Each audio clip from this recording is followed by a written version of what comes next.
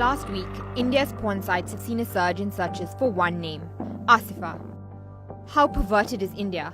Asked Indian news portal Outlook India in disgust. The name belongs to the gang rape and murder victim, Asifa Banu, an 8-year-old girl from the semi-nomadic Bakarwal Muslim community in the disputed India-administered Kashmir.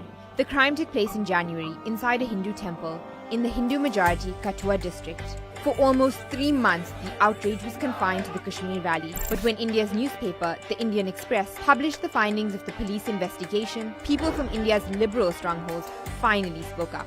The chilling report revealed the girl had been sedated, gang raped for 4 days, then strangled, and her head bashed with rocks until she died. The crime has pitted those demanding justice for Asifa, a Muslim, against those defending the 8 accused, all Hindus. Throughout the investigation, Hindu Ekta Manch, or the United Hindu Forum, led by right-wing groups, the ruling Bharatiya Janata Party politicians, and a member of the opposition Congress Party, supported the rallies defending the accused.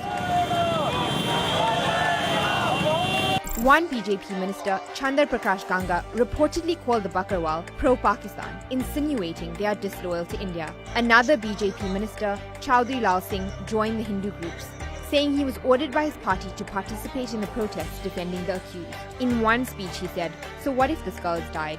Many girls die every day." As the crime was reported in international media and public outrage grew louder, the BJP changed its stance, forcing both ministers to resign from the government. During the 3-month investigation, many right-wing groups that make up the core base of the BJP continued to put up a show of strength, carrying Indian flags, swords, tridents and wooden sticks, claiming the Hindu men were falsely accused. Calling for a federal probe, the Hindu groups threatened the victim's lawyer Deepak Singh and beat up the local activist Talib Hussain, who drew media attention towards the crime. So why did this happen in the first place? It was not just a random crime. The investigation revealed meticulous planning aimed at terrorizing the Bakarwal community out of the region. For centuries, the Bakarwal have been grazing ponies and sheep in the Himalayas, and they have faced right-wing backlash several times in the past.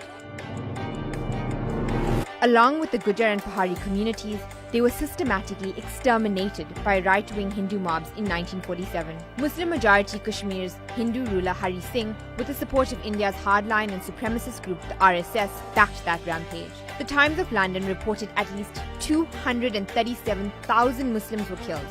The carnage displaced hundreds of thousands of Muslims to neighbouring Pakistan, leaving behind some Bakarwal, Gujar and Pahari populations that survived the pogrom. Now, with the right-wing BJP, whose ideological parent is the RSS, in power since 2014, these communities feel exposed to the renewed violence.